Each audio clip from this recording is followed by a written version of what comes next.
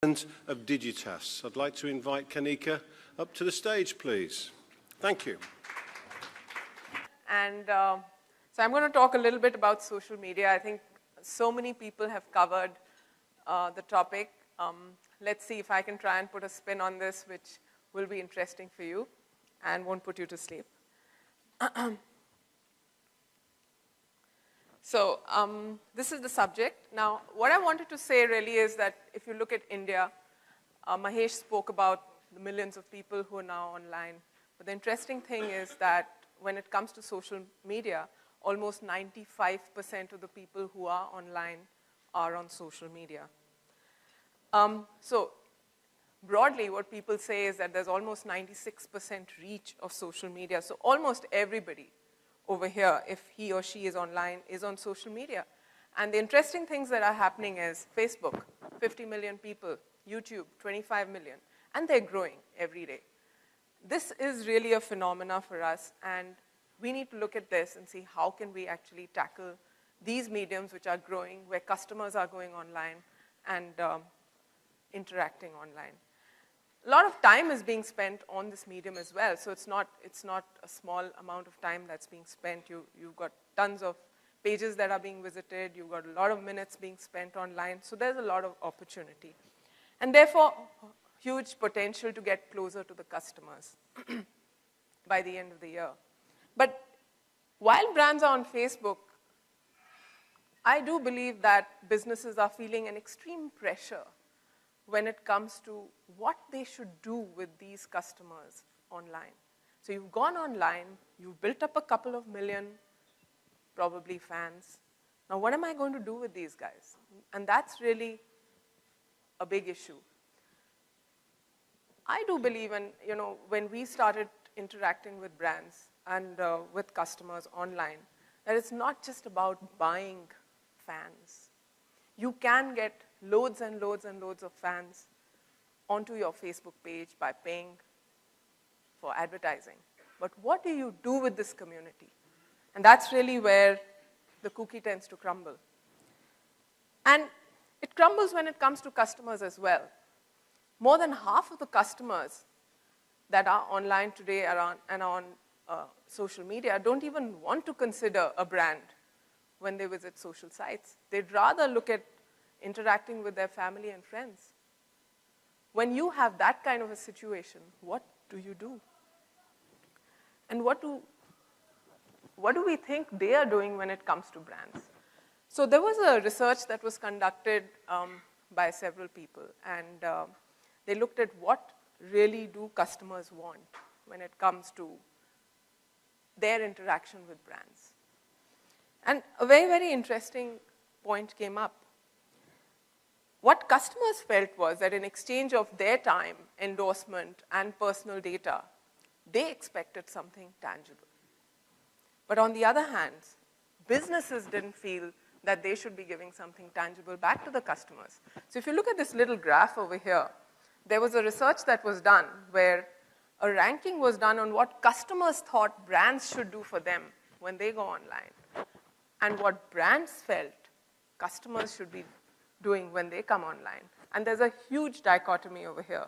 So while customers ranked discounts and purchase as the top two items that they'd like to consider, businesses actually ranked them the last two.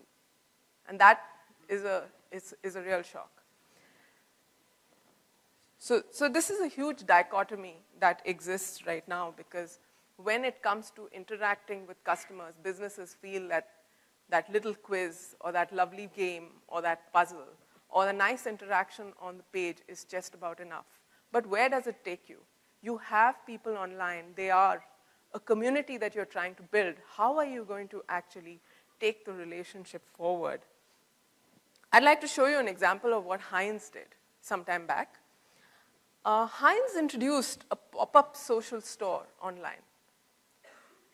And what they did was they said that you can actually create your own personalized tin of soup and send it across to somebody, which is a get well soup. Now, this was an innovation. This was an innovation in the product itself. And 1 out of 8 fans on the Heinz page actually bought this product. And that is phenomenal. So what we see over here is a really interesting and exciting innovation which got people interacted. On the other hand, look at what JCPenney did. They put up this website on their Facebook page, but there was nothing that happened with this page. So there were customers online, there were fans online, but they didn't interact. Why? I think the real reason was that there was no value. The whole key to interacting online with customers is about unlocking what customers care most about and create social media experiences that deliver value. It's got to be something that's first. It's got to be something that's really unique, something more, something for less. And that's what customers are looking for. Hey, I'm your fan. What are you doing for me? And that's really where we think we need to move when it comes to interactions. I'm going to show you a small video on what we've done recently in a similar vein with American Express. Largely a social media program where we're actually creating a huge interaction and giving value to customers. And I'll show you the video so that you get a feel of this.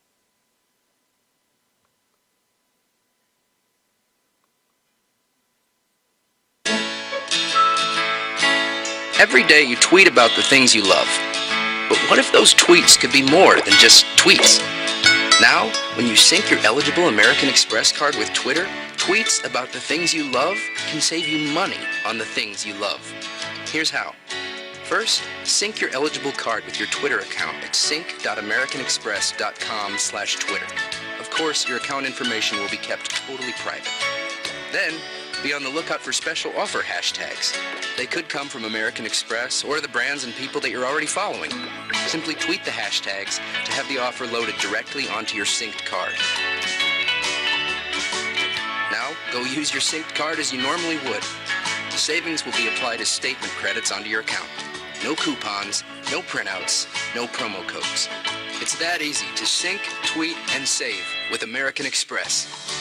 To start saving on what you love, head to sync.americanexpress.com/Twitter.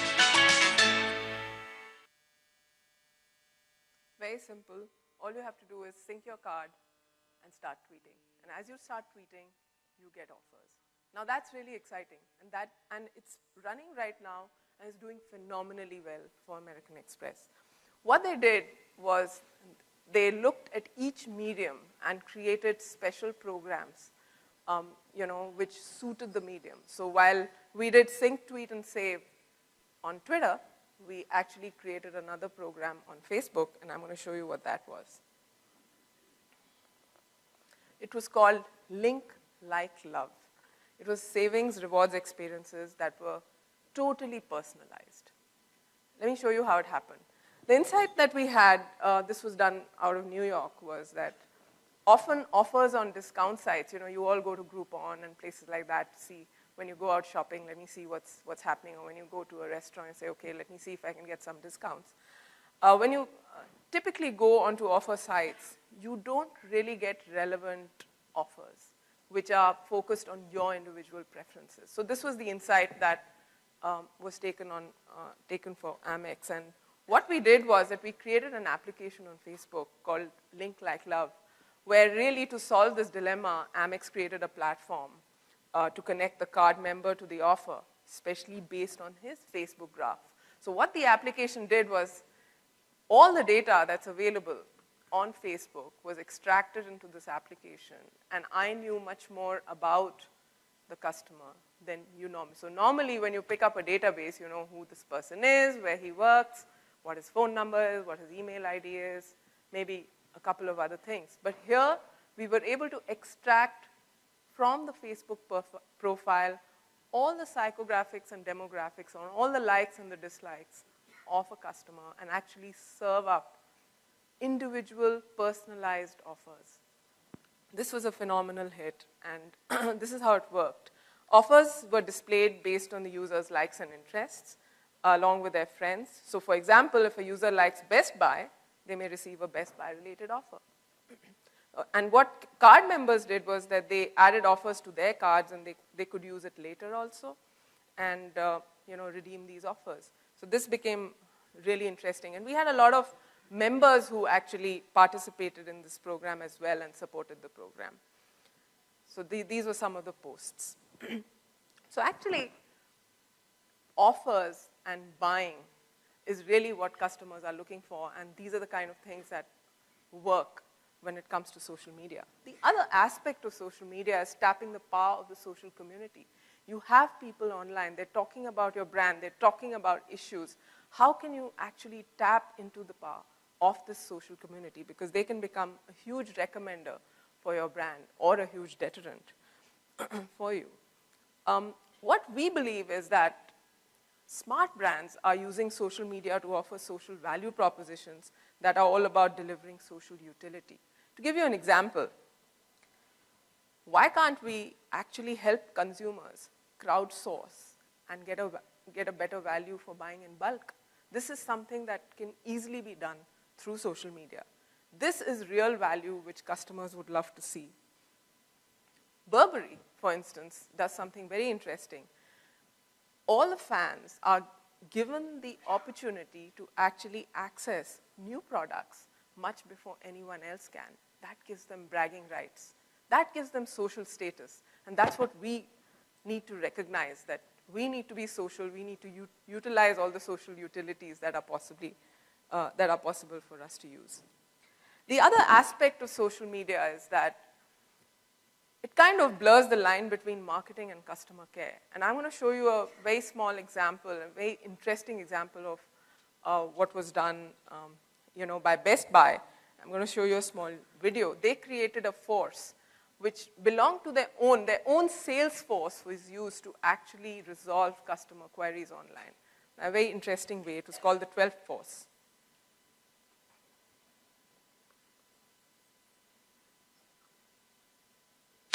Best Buy has always been the undisputed tech expert, but their key asset, the knowledge of the Blue Shirts and Geek Squad agents, was confined to their stores. So if people never came in, how would they ever know what they were missing? So Best Buy decided to launch a tool that could extend the knowledge of their geeks and Blue Shirts beyond their walls and out into the digital space. Meet the 12th Force, a modern, digitized volunteer army of Best Buy employees available 24 hours a day, 7 days a week on Twitter. And not to push products or increase sales, but to provide twelp, a fancy new term for expert technical help in tweet form. If you have a question, simply tweet @12force and get an answer, fast. In fact, for every question tweeted, over 2,000 Blue Shirts are racing to get the fastest and bestest answer. And you got answers from real Best Buy employees, not from some call center an ocean away. And no questions are out of bounds. No questions are too ridiculous. No questions are ignored. Plus, the collective power of 12th Force is always watching for tech issue tweets and can quickly lend a hand, even without anyone asking. Since the launch, 12th Force has answered thousands and thousands of tweets, landed Best Buy in the top 25 social brands of 2009, and helped drive overall customer complaints down by nearly 20% in the first year alone. But most importantly, 12th Force paved the way for a whole new approach to customer service. Thanks for watching.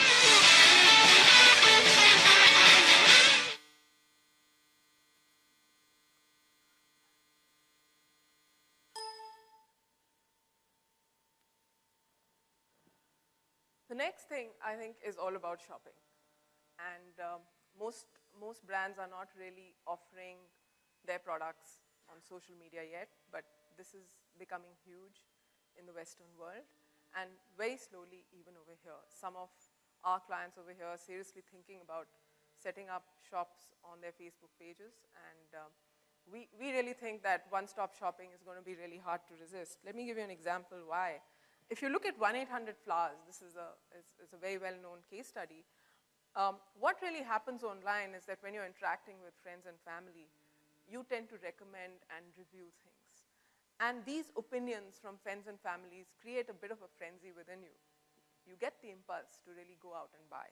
And what if the real estate where you're actually having this interaction was actually the real estate where you could buy.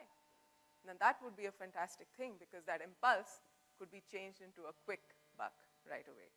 So what companies are looking at doing now is to offer commerce opportunities as a natural launching point on Facebook or on other social media. And that's a huge opportunity as well. And if you look at what Mark said recently, he said that if I had a guess, social commerce is the next area to really blow up. And I think social media can have a useful role to play, not just in creating interactions and engagements and advocacy, but it can also help and play a very, very useful role in your sales strategy as well. So whether customers engage with a company to respond to promotions or to seek information and support, they expect really an authenticity that delivers a brand promise. And that really is the key. That really is the Bible that we need to go out for and look at the content that we are actually creating and go and do. It's nice to have those games and puzzles, but the real thing is all about engagement, which seeks to respond, to get them to respond and get them to get excited and do things that are innovative.